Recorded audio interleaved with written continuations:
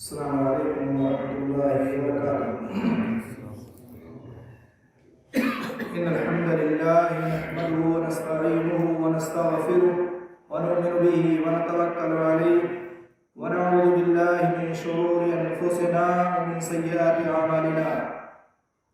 من يهده الله فلا مضل له ومن يضلل فلا هادي له، وأشهد أن لا إله إلا الله وحده لا شريك له، وأشهد أن محمدا عبده ورسوله. أما بعد، فإن خير الحديث كتاب الله، وخير الهدي هدي محمد صلى الله عليه وسلم، وشر الأمور محدثاتها، وكل محدثة بدعة، وكل بدعة ضلالة، وكل ضلالة في النار. أعوذ بالله من الشيطان الرجيم.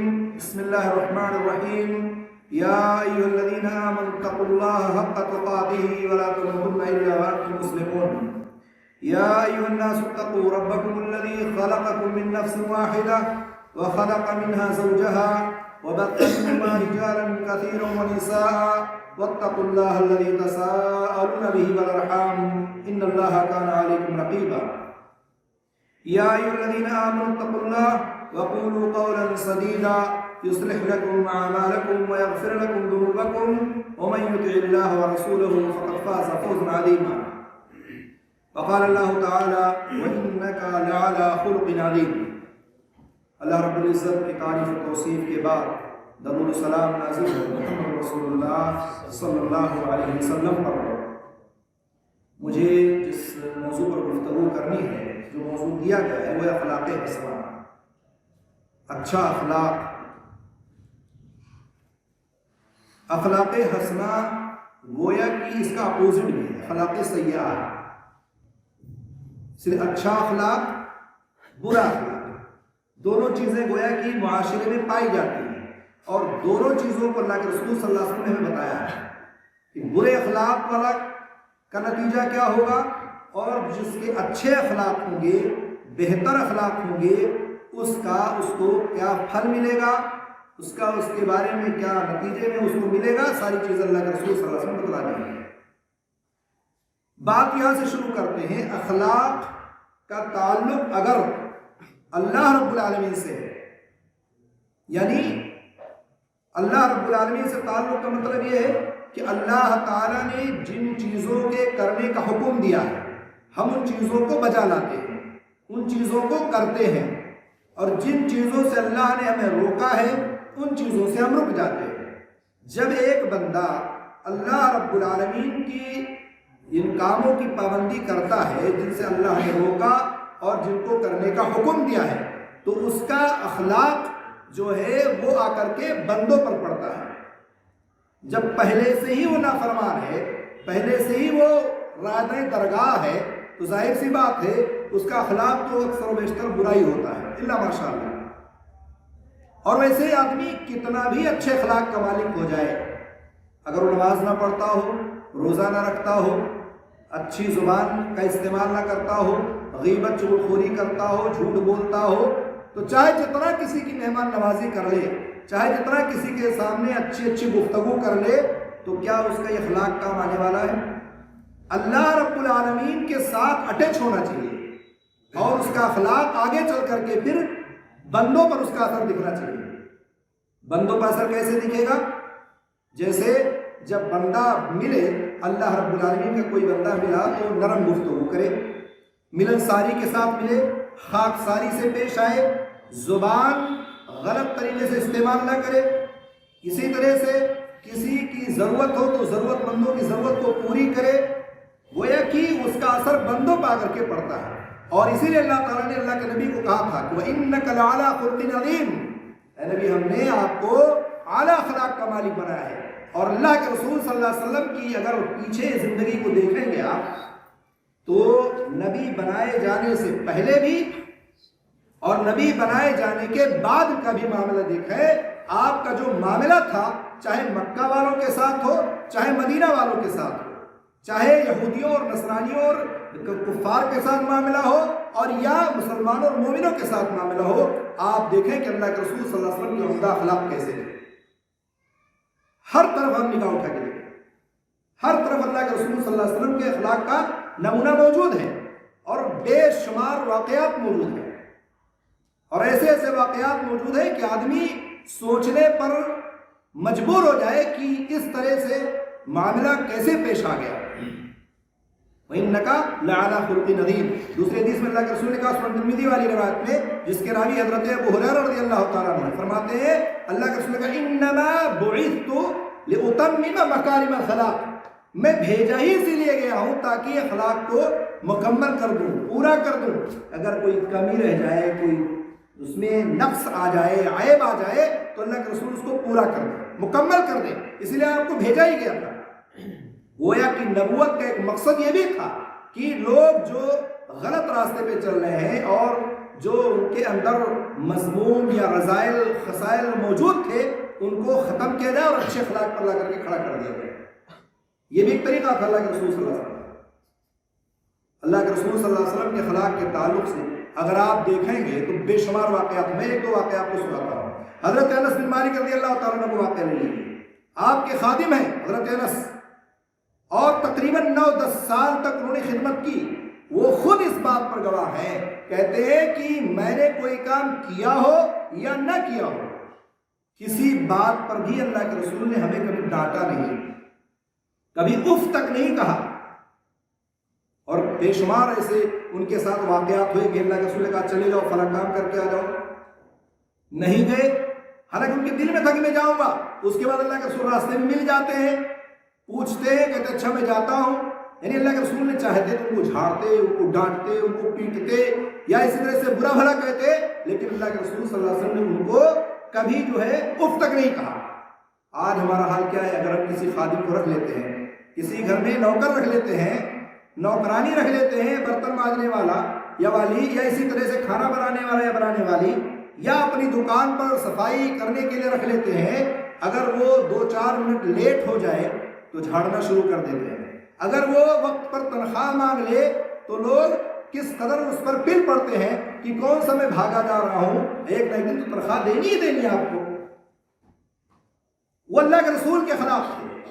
10 سال تک ایک خادم حضرت انس، اللہ کے رسول صلی اللہ علیہ وسلم کی خادم، ان کی خدمت کرتے ہیں، لیکن اللہ کے رسول نے کبھی اف نہیں کہا۔ ہمارا معاملہ دیکھیں کہ اخلاقی گراوٹ کا کیا نتیجہ ہے، اخلاقی گراوٹ کتنی ہم نیچے جا چکے ہیں کہ ہم اس طرح سے جو ہے لوگوں کو جھڑکتے ہیں اور لوگوں کی عزتوں کو پامال کرتے ہیں۔ ایسا ہرگز نہیں ہونا چاہیے۔ اگر ہمارے پاس خادم ہے، اگر ہمارے پاس نوکر یا نوکرانی ہے، تو ہمیں چاہیے کہ ہم اس کی عزت کا خیال رکھیں۔ عزت نفس بھی کوئی چیز ہوتی ہے، اگر کسی کی عزت نفس کو آپ ٹھیس پہنچا دیں گے تو آپ چاہے جتنا اس کو پیسہ دے دیں، چاہے جتنی دولت دے دیں، چاہے جتنا اس سے پیار کریں، عزت نفس پہ اگر حملہ کر دیا آپ نے تو یہ جان لیجئے کہ کبھی آپ اس کی نگاہ میں اٹھ نہیں سکتے۔ اس لیے اس چیز کو ہمیشہ خیال رکھنا چاہیے۔ اللہ کے رسول صلی اللہ علیہ وسلم، دوسرا واقعہ فتح مکہ کا ہے۔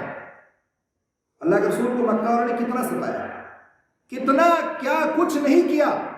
جب تک آپ مکہ میں رہے، 13 سالہ زندگی میں نبی بنائے جانے کے بعد کیا کیا نہیں لوگوں نے کیا، لیکن جب اللہ کے رسول صلی اللہ علیہ وسلم لشکر لے کر کے مکہ میں پہنچے اور وہاں گئے تو جو اللہ کے رسول کے صحابی تھے، ساتھی لوگ تھے، وہ کیا سمجھتے تھے کہ آج بدلہ لینے کا دن ہے، آج ہم بتائیں گے کہ انہوں نے ہمارے ساتھ کیا کیا معاملہ کیا تھا، ہمارے گھر کی عورتوں کو پکڑ لیا، ہمارے مال و دولت کو انہوں نے چھین لیا، ہمیں ہجرت کرنے پر مجبور کر دیا تھا، یہ مکہ کے بڑے بڑے روسا و سردار نے ہمارے ساتھ بڑے بڑے ظلم کیے، تاریخ کی اور سیرت کی کتابیں موجود ہیں۔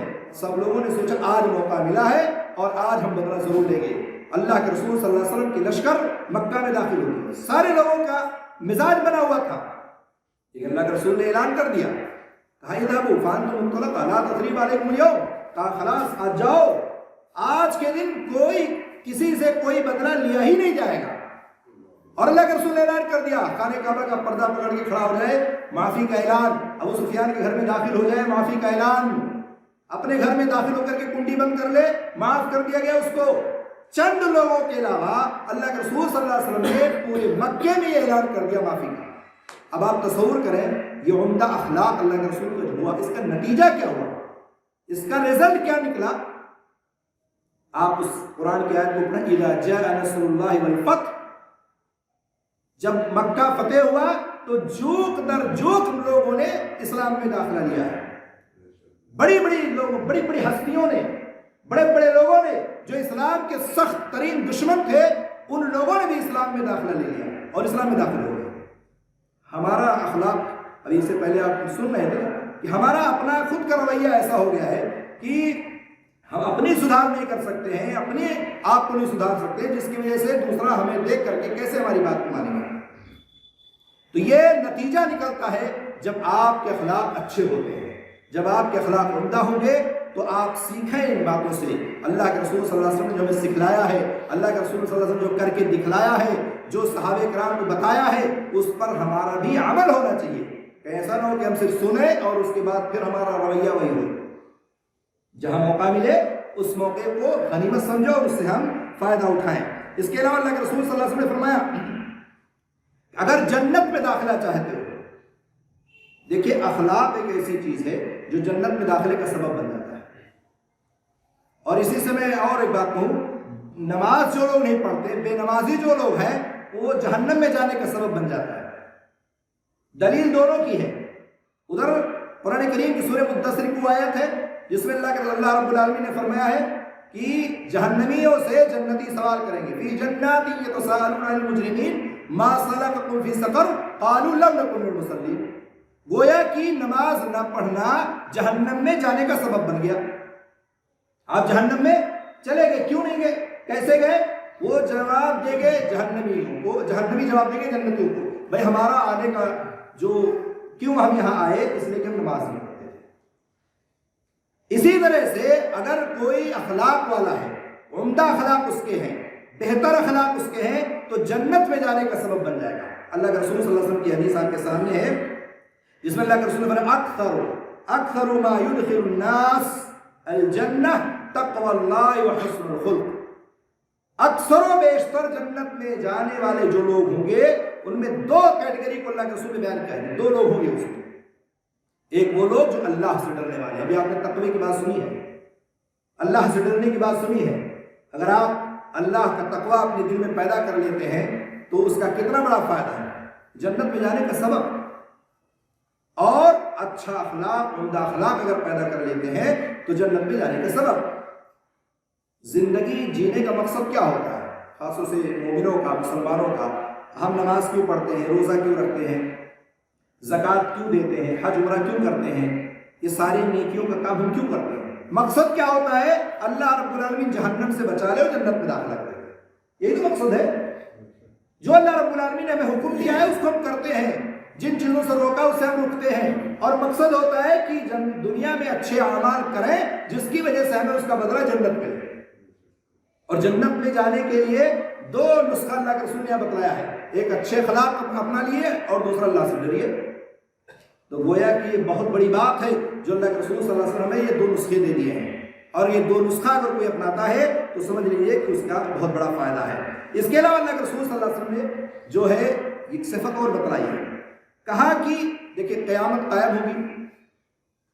قیامت جب قائم ہوگی تو آپ کو یہ معلوم ہے کہ ایک ایسا بھی معاملہ آئے گا، ایسا بھی مرحلہ آئے گا جہاں آپ کے عمل وزن کیے جائیں گے. میزان ہوگا، ترازو ہو گیا. بہت سارے لوگ اس پر اعتراض کرتے ہیں، پہلے کرتے تھے، اب کچھ لوگ نہیں کرتے ہیں کہ وزن کیسے ہوگا. اعمال کے جواب کہ موبائل بہت ساری چیزیں وزن ہو جاتی ہیں، کمپیوٹر میں وزن ہو جاتی ہے، تو اللہ رب العالمین ہمارے اعمال کو وزن نہیں کر سکتا. میزان رکھا جائے گا، ترازو رکھا جائے گا، اور میزان اور ترازو پر ہمارے اعمال وزن کیے جائیں گے. اور اگر میں یہاں وہ حدیث بھی آپ کو بتاؤں کہ ایک بندہ ایسا بھی آئے گا جس کے آنکھوں کے سامنے یعنی تا حد نگاہ اس کے پاس گناہوں کا دفتر ہوگا اور 99 دفتر ہوں گے، اس کا بھی اسی وزن پہ اسی پر وزن کیا جائے گا. بعض مفسرین لوگ اور بعض مفسرین لکھتے ہیں کہ گویا کہ جتنا بڑا رجسٹر ہوگا اس کا اتنا بڑا ہی میزان ہوگا جس پر اللہ رب العالمین اس کو رکھے گا.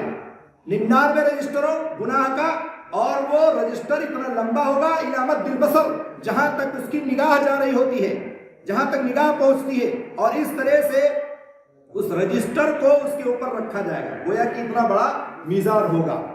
اللہ کے رسول صلی اللہ علیہ وسلم فرماتے ہیں، کہتے ہیں کہ ما من شیء اثقل فی میزان یوم القیامہ، کہتے ہیں کہ قیامت والے دن مومن بندے کے لیے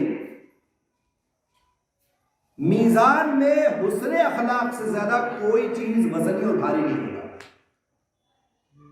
گویا کہ بہت بڑی بات اللہ کے رسول نے کہی ہے کہ آپ کے اعمال وزن میں تولے جا رہے ہیں، میزان میں رکھے جا رہے ہیں، اور اس میں سے بہت سارے اعمال آپ کے پاس ہیں، لیکن ایک عمل ایسا ہے جو آپ کا اخلاق عمدہ تھا، دنیا میں آپ لوگوں کے ساتھ اچھا معاملہ کرتے تھے، عمدہ گفتگو کرتے تھے، لوگوں کے ساتھ آپ کا میل جول، اٹھنا بیٹھنا، آپ کی زبان پر کنٹرول، یہ ساری چیزیں تھیں، اور اس طرح سے جب کل قیامت کی دن آپ کا اعمال وزن کیا جائے گا تو وہ سب سے زیادہ وزنی شمار کیا جائے گا، بہت زیادہ وزنی ہو جائے گا۔ اب آپ تصور کریں کہ اگر کسی بھی سبب سے آپ کا وزن، آپ کا عمل وزن میں بڑھ جائے، کتنی خوشی ہوگی اس وقت۔ انسان دنیا میں جیتا ہے اور رہتا ہے اور ایک میٹھا بول نہیں بول پاتا کسی سے کہ کوئی بولے۔ حالات تو ایسے ہیں مسلمانوں کے کہ آپ سلام بھی کریں تو جواب بھی نہیں دیتا ہے، اور کتنے تو ایسے ہیں جن کو جانتے صرف انہیں سے سلام کرتے ہیں، جبکہ اللہ کے رسول نے کہا کہ جانو یا نہ جانو، پہچانو یا نہ پہچانو، سلام کرو۔ اگر معلوم ہے کہ مسلمان ہے، مومن ہے، تو سلام کرو اس سے۔ اچھے اخلاق کی ایک صفت یہ بھی ہونی چاہیے، آپ کے گھر مہمان آئیں گے اچھی ضیافت کیجیے، آپ کے گھر، آپ کے پڑوس میں کوئی شخص رہتا ہے، اگر وہ غلط کام کرتا ہے تو اس کو روکیے، ٹوکیے، اس کو سمجھائیے، یعنی آپ اچھے اخلاق کا نمونہ پیش کیجیے اس کے سامنے، جس کی وجہ سے وہ آپ سے متاثر ہو کر کے آپ کی بات کو مان لے، تب جا کر کے میزان میں، ترازو میں آپ کا یہ عمل بہت وزنی ہوگا۔ اور اللہ کے رسول صلی اللہ علیہ وسلم فرماتے ہیں وَإِنَّ اللَّهَ يَبْغِضُ الْفَاحِشَ الْبَغِيَ، اسی میں اللہ کے رسول نے فرما دیا ہے، کہا کہ بےہودہ گوئی کرنے والا، غلط بیانی کرنے والا، اول پھول بکنے والا جو ہے، اللہ تعالیٰ ایسے لوگوں کو پسند نہیں فرماتا ہے۔ گویا کہ آپ کی یہ زبان، آپ کی یہ جو منہ ہے، اس کی وجہ سے آپ کا اخلاق ظاہر ہو رہا ہے، اور اسی وجہ سے آپ کی بدخلقی ظاہر ہو رہی ہے۔ اگر یہ چاہو تو اس زبان کے ذریعے سے لوگوں میں مقبول ہو جاؤ، لوگوں میں لوگ آپ کو پسند کرنے لگیں، اور چاہو تو اسی زبان کے ذریعے سے آپ لوگوں میں نہ مقبول ہو جاؤ، یا اسی طرح سے لوگ آپ کو گالیاں دینے لگے۔ کتنے ایسے اشخاص ہیں، کتنے ایسے لوگ ہیں، اگر نام لے لیجئے تو لوگ کہتے ہیں اس کا نام مت لینا، وہ آدمی اچھا نہیں ہے، اس کو لانا نہیں ہماری محفل میں، وہ آنا نہیں چاہیے ہمارے یہاں۔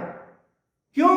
بد زبانی کی وجہ سے، بدگوئی کی وجہ سے، بات بات میں گالی دیتا ہے، بات بات میں الٹی سیدھی حرکتیں کرتا ہے، بات بات میں لوگوں کو اول فول بکتا ہے، کہتے بھائی اس کو مت لانا، پوری محفل خراب کر دیتا ہے، پوری محفل بیکار کر دیتا ہے۔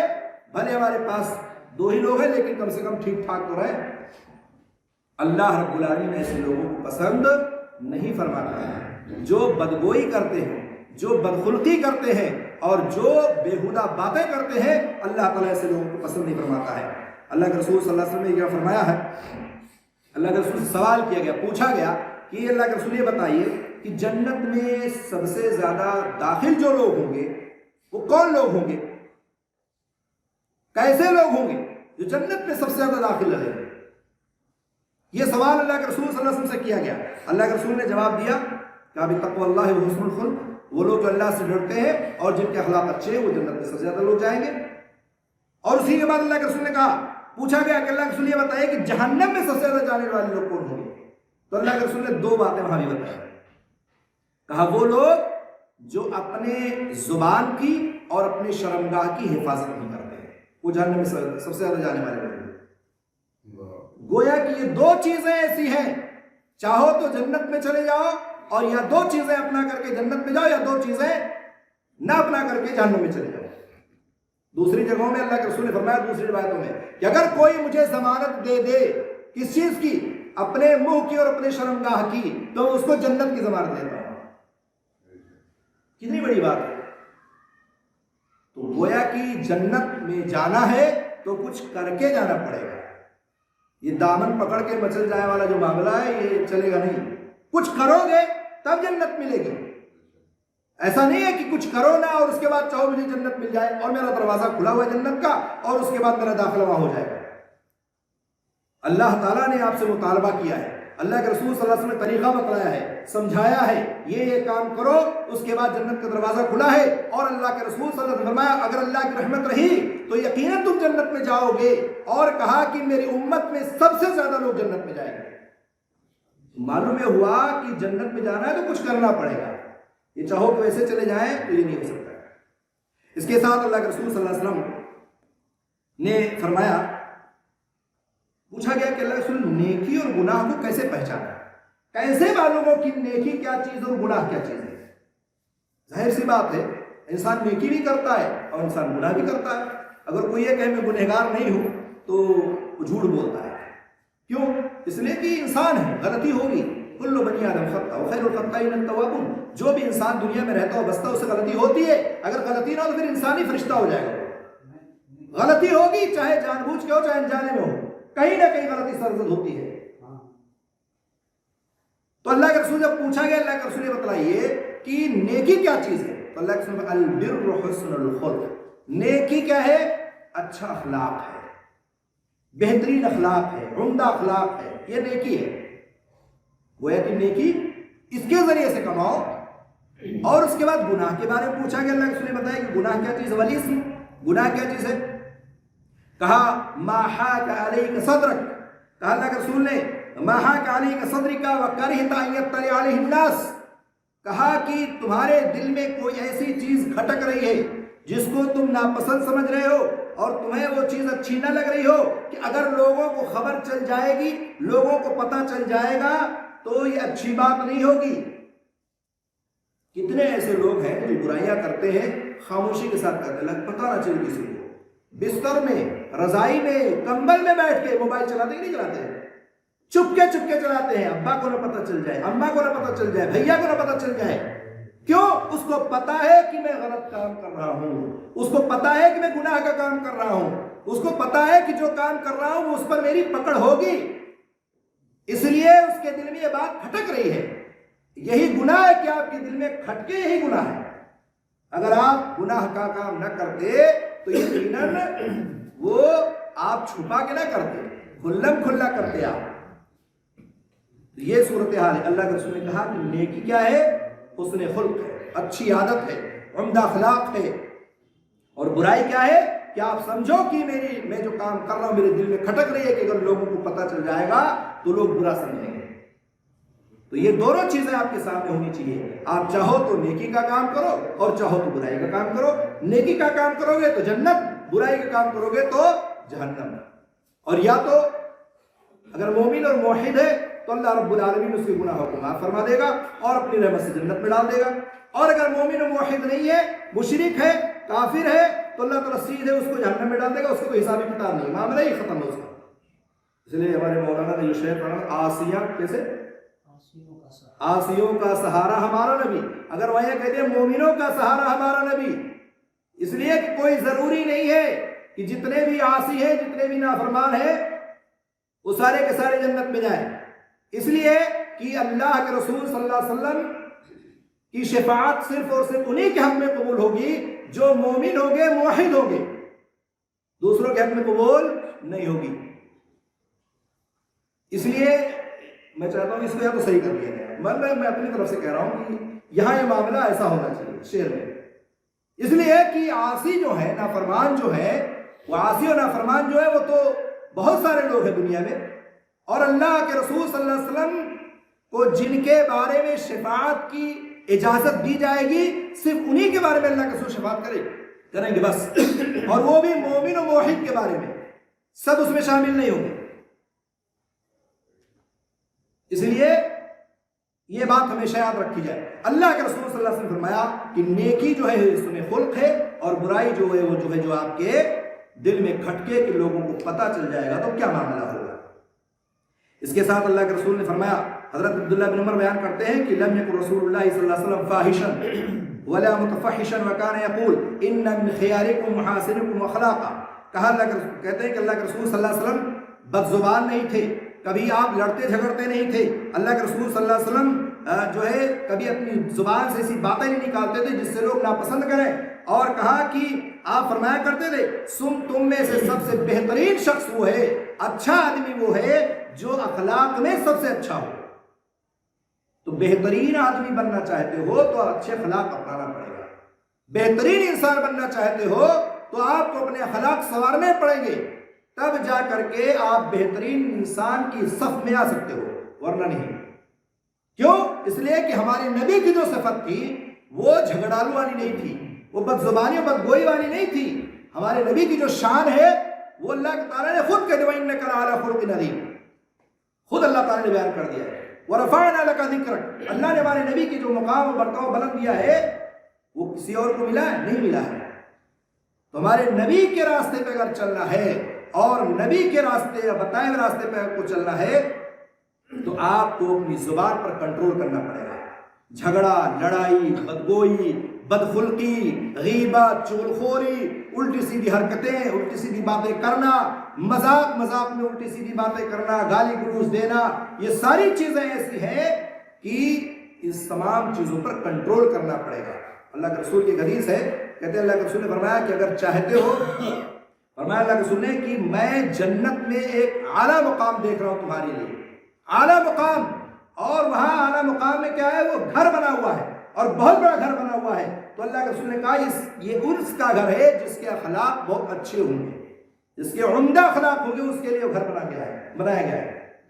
تو چاہتے ہو جنت میں گھر بنایا جائے، جنت میں مکان اور محل ہو تو عمدہ اخلاق بناؤ اپنا، ورنہ دنیا میں ایک گھر بنانے کے لیے کیسے کمر ٹوٹ جاتی ہے آپ دیکھ ہی رہے ہیں۔ ایک کمرہ بنانا ہو کسی کو کتنی پریشانیاں ہوتی ہیں، کتنے مسائل سے دو چار ہوتے ہیں۔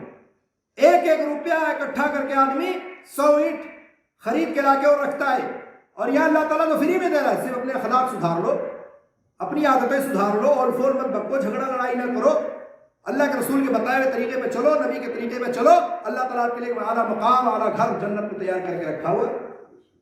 کیا چاہیے؟ اس سے بڑی نعمت کیا ہو سکتی ہے؟ کتنے راستے ایسے ہیں اللہ کے رسول نے بتائے ہیں جو ہمارے لیے جنت کا راستہ ہے، لیکن ہم اس جنت کے راستے کو جانا نہیں پسند کرتے۔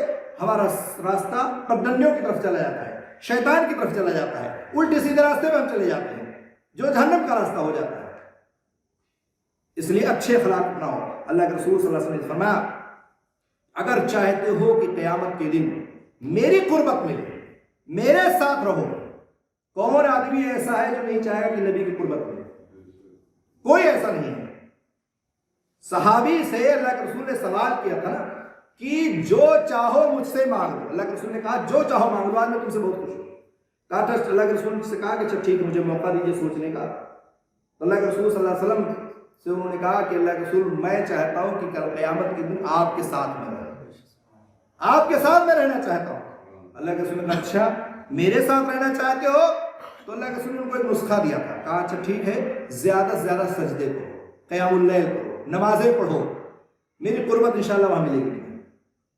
اور یہ ہوتا نہیں ہے، 5 وقت کی نماز تو پڑھ ہی نہیں پاتے، رات میں قیام اللیل کیا کریں گے؟ 70 سال 80 سال عمر ہو گئی لوگوں کی، لیکن کتنے ایسے لوگ ملیں گے کہ کبھی رات میں اٹھ کر کے 2 رکعت نہیں پڑھتے ہیں۔ نیند کھل جائے گی، اٹھ جائیں گے، استنجا کرنے جائیں گے، لیکن توفیق نہیں کہ وضو بنا کر کے 2 رکعت نماز پڑھ لیں۔ اللہ نے موقع دیا تو کرنا چاہیے، زندگی کا کوئی بھروسہ نہیں کب کیا ہو جائے۔ اگر اللہ کے رسول کی قربت چاہتے ہو، اللہ کے رسول کے ساتھ رہنا چاہتے ہو، تو اللہ کے رسول کی حدیث آپ کے سامنے ہے۔ فرمایا اللہ کے رسول صلی اللہ علیہ وسلم ان اقربکم منی منزلا یوم القیامہ احاسنکم اخلاقا فی الدنیا، کہا اللہ کے رسول صلی اللہ علیہ وسلم نے تم میں سے مجھ سے سب سے زیادہ قریب وہ آدمی ہوگا، وہ شخص ہوگا قیامت کے دن تو جو دنیا میں سب سے اچھے اخلاق والا ہوگا، اچھے اخلاق کا مالک ہوگا۔ اب بتائیے کتنا آسان نسخہ ہے، لیکن ہمارے لیے بہت مشکل نسخہ ہے۔ ہم اس کو اپنانے میں کتنے کوتاہ ہیں، ہم نہیں اپناتے ہیں۔ ہمارا معاملہ دنیا میں ایسا پھنسا ہوا ہے، ہم ایسے الجھے ہوئے دنیا میں کہ ہم اخلاق کو بالائے طاق رکھ دیتے ہیں، چاہے اپنے بھائی کے ساتھ ہو، چاہے اپنے گھر والوں کے ساتھ ہو، چاہے اپنے اہل و عیال کے ساتھ ہو، چاہے اپنے دوست یار کے ساتھ ہو، مارکیٹ و بازار میں ہو، ہم جس قدر بدخلقی کے شکار ہیں آپ وہ ساری چیزیں آپ کے سامنے ہیں۔ اگر خدا نہ خواستہ ایک ڈرائیور گاڑی چلانے والا گاڑی لے کے جا رہا ہے اور کسی کا ایکسیڈنٹ ہو جاتا ہے، کسی کے سائیکل پہ ٹچ ہو جاتا ہے، کسی کے ٹھیلے میں لگ جاتا ہے، آپ وہاں دیکھیے لوگوں کے اخلاق کا مظاہرہ کیجئے، کیسے لوگ اخلاق سے پیش آتے ہیں، آپ کو اندازہ لگ جائے گا کہ معاشرے میں اخلاق کی کیا حیثیت ہے۔ بھائی آپ انسان ہیں، غلطی ہو سکتی ہے، گاڑی لڑ سکتی ہے، بریک فیل ہو سکتا ہے، سب کچھ ہو سکتا ہے، لیکن اس معاشرے میں آپ دیکھیں کہ اس صورتحال میں لوگوں کے اخلاق کیسے ہیں۔ وہ نہ پوچھیں گے نہ جانچیں گے، آپ کو سیدھے مارنا پیٹنا شروع کر دیں گے، چابی نکال لیں گے، اتار لیں گے، کپڑے پھاڑ دیں گے، نہ جانے کیسی کیسی حرکتیں کرتے ہیں۔ اور اسی کے اپوزٹ آپ سعودی عرب میں چلے جائیں، انسان مر جائے، ایک نہیں 100 لوگ مر جائے آپ کی گاڑی سے، کوئی آپ کو ٹچ نہیں کر سکتا ہے، کوئی آپ کو ہاتھ نہیں لگا سکتا ہے۔ وہاں بھی آپ اس اخلاق کو دیکھ لیجئے، قانون کی بالادستی اور اس کے ساتھ ساتھ لوگوں کے اخلاق بھی۔ مر گیا کوئی بات نہیں، انا للہ و انا الیہ راجعون، مرنا تھا، یہی لکھا ہوا تھا، اس کے مقدر میں تھا، لیکن آپ کو کوئی انگلی نہیں لگا سکتا ہے۔ بدخلقی جو معاشرے میں ہے، آپ اس کو ایک چھوٹی سی مثال دے کے میں آپ کو بتایا ہوں، دیکھ لیجیے کیسا ہے۔ جب انسان اللہ سے، اس کے رسول سے دور ہوتا ہے، دین سے دور ہوتا ہے، اور ایسی مثال کے طور ایسی مجلسیں، ایسی محفلیں منعقد ہوتی ہیں، لوگوں کی حاضریاں نہیں ہوتی ہیں، اللہ اور رسول کی باتیں کانوں سے نہیں ٹکراتی ہیں، تو ظاہر سی بات ہے وہ اپنی زندگی جیتا ہے، وہ سوچتا ہے یہی زندگی ہے، صبح اٹھو، شام کرو، کھاؤ پیو سو جاؤ۔ صبح سو کے اٹھے گا، گائے بیل بھینس کی طرح سے کھائے گا، پیے گا، محنت کرے گا، مشقت کرے گا، لیکن اس کو توفیق نہیں ہوگی کہ ایسی محفل اور اس کی مجلس کو اٹینڈ کرے یا نماز پڑھے، روزہ رکھے۔ وہ سوچتا ہے زندگی اسی کا نام ہے، چاہے جیسے کھاؤ پیو زندگی گزارو، بس پیسہ آنا چاہیے، حلال ہو حرام ہو، کیسے آ رہا ہے اس سے کوئی مطلب نہیں۔ تو ظاہر سی بات ہے جب معاشرہ دین سے دور ہوگا تو بدخلقی نظر آئے گی، وہاں آپ کو کسی بھی طرح کے اخلاق نظر نہیں آئے گے، چونکہ وہاں لوگ اللہ سے دور ہیں، رسول سے دور ہیں۔ اور میں آپ کو بتاؤں، ہمارا جو دعوت کا کام ہے نا، یہ دعوتی کام جو ہوتا ہے، یہاں بھی ہماری بھی تھوڑی کمیاں ہوتی ہیں۔ ہم دعوت کا کام انہی لوگوں میں کرتے ہیں جو ہماری مسجدوں سے جڑے ہوتے ہیں، جو ہم سے قریب ہوتے ہیں، ہم اپنا پیغام ان تک نہیں پہنچا سکتے ہیں اور نہ پہنچا پا رہے ہیں۔ ظاہر سی بات ہے ان کو موقع نہیں آنے کا، ہم وہاں پہنچ نہیں پاتے ہیں، اس لیے یہ دائرہ کار جو ہمارا ہے وہ بہت محدود ہے، اور جب دائرہ کار دعوت کا محدود ہو گیا ہمارا، تو ظاہر سی بات ہے ہم اپنا پیغام وہاں نہیں پہنچا سکتے، نہ ان کو موقع ہے کہ آپ کی مجلس میں آئے، نہ ہم اتنا طاقت و قوت رکھتے کہ وہاں جا کر کے ان کو سمجھائیں۔ اسی لیے ہمارا دائرہ کار کیا ہے کہ ہم جو نمازی ہیں، جو مصلی ہیں، جو چند ہمارے دوست احباب ہیں، ان کو بلا لیتے ہیں، سمجھا لیتے ہیں، پکڑ لاتے ہیں، آئیے بیٹھیے، مجلس ہے، محفل ہے، منعقد ہے، قرآن و سنت کی باتیں ہوں گی، اور اس میں آ کر کے لوگ سنتے ہیں۔ ظاہر سی بات ہے جو لوگ اس سے دور ہیں وہ ہمیشہ دور ہی رہتے ہیں، وہاں تک ہماری باتیں نہیں پہنچ پاتی ہیں، تو ظاہر سی بات یہ بدخلقی ہوگی، اور اس طرح سے لوگ جو ہے بدخلقی کا مظاہرہ کرتے ہیں۔ اللہ کے رسول صلی اللہ علیہ وسلم نے فرمایا ایک حدیث میں، کہا کہ ایمان کی تکمیل جو ہے وہ حسن اخلاق سے ہوتی ہے۔ گویا کہ ایمان ناقص، اگر چاہے تو ایمان مکمل ہو جائے تو اچھے اخلاق اپنانا پڑے گا، ایمان ناقص ہو جاتا ہے۔ کیسے؟ اللہ کے رسول کی حدیث، اکمل المؤمن ایمانا احسنهم خلقا وخیارکم لنسائهم، فرمایا اللہ کے رسول صلی اللہ علیہ وسلم نے کہ تم میں سے سب سے زیادہ کامل ایمان والا، مکمل ایمان والا وہ آدمی ہے یا وہ لوگ ہیں جو مسلمانوں میں سب سے زیادہ اچھے اخلاق کے مالک ہیں۔ اور اس کے ساتھ ساتھ اللہ کے رسول نے ایک چیز اور لگا دی ہے اس حدیث میں، کہا کہ اور تم میں سے سب سے بہتر وہ لوگ ہیں جو تم میں اپنی عورتوں کے حق میں سب سے زیادہ بہتر ہے۔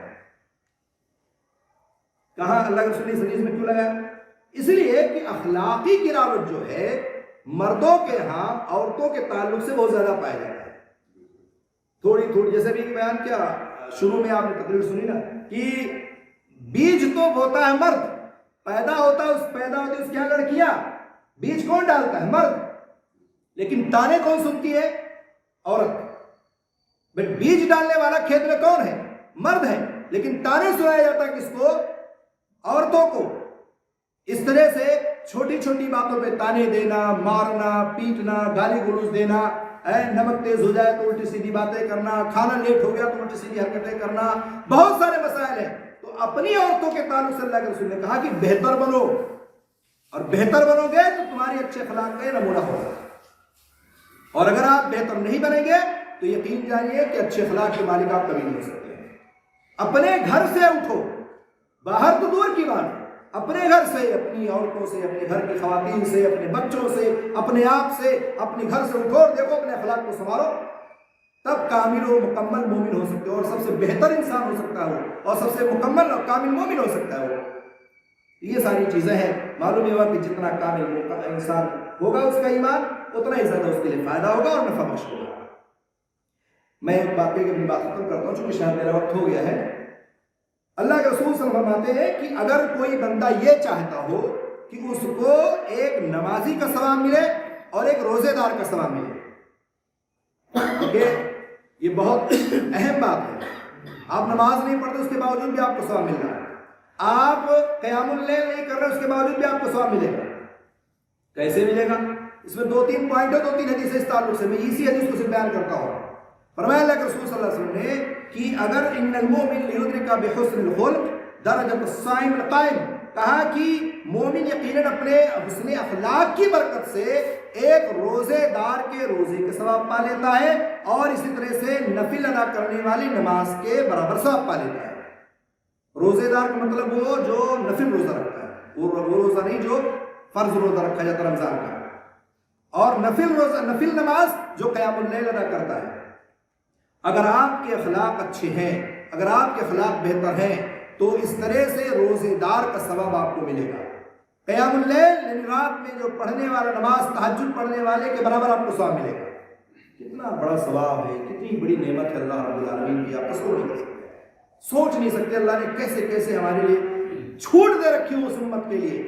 اس کے باوجود بھی ہم جو اتنے خاطی ہیں، گنہگار ہیں، اور ہمارے اخلاق اتنے گرے ہوئے ہیں کہ ہم کس قدر جو ہے دین سے دور جا گرے ہیں۔ اللہ تعالیٰ تو چاہتا ہے کہ بندہ میرا جہنم میں چلا جائے، وہ کب چاہے گا کہ اس جہنم میں چلا جائے، لیکن ہم کیا ہیں، ہم ایسے ایسے کام اور ایسی حرکتیں کرتے ہیں جس کی وجہ سے ہمارا معاملہ خراب ہوتا چلا جا رہا ہے۔ بہرحال کہنے کا مقصد یہ ہے کہ اللہ رب العالمین نے ہمیں یہ موقع دیا ہے، زندگی دی ہے، ہم اس دنیا میں جی رہے ہیں۔ بہت سارے بھائی ہمارے آپ کی آنکھوں کے سامنے، نوجوان، بوڑھے، بڑے، بچے اسی کورونا وائرس میں چلے گئے۔ اللہ نے آپ کو زندگی دی ہے، آپ اس زندگی میں اپنے اخلاق کو بہتر بنائیں، عمدہ بنائیں، لوگوں کے سامنے گالی گلوچ، بدگوئی، فحش گوئی، الٹی سیدھی باتیں، الفول بکنا، یہ ساری چیزوں سے پرہیز کریں، اچھے اخلاق کا مظاہرہ کریں۔ اگر آپ اچھے اخلاق کا مظاہرہ کریں گے تو اپنے غیر بھی آپ سے متاثر ہوں گے، اور آپ کی باتوں کو سننے پر وہ رضامند ہو جائیں گے، آپ کی باتوں کو سنیں گے۔ لیکن جب ہمارا ہی معاملہ الٹا ہوگا، ہمارا ہی معاملہ اپوزٹ ہوگا، ہم ہی جب دور رہیں گے تو یقین مانیے ہمارے لیے کوئی فائدہ نہیں ہوگا۔ اس لیے اللہ نے موقع دیا ہے زندگی میں، ہمیں چاہیے کہ اپنے اخلاق کو سنواریں اور بہتر بنائیں۔ اللہ رب العالمین سے دعا ہے اللہ تعالیٰ ہم لوگوں کو قرآن و سنت کا پابند بنائے اور اچھے اخلاق کو اپنانے کی اللہ تعالیٰ ہم سب کو توفیق عطا فرمائے۔ آمین رب العالمین۔ السلام علیکم ورحمۃ اللہ۔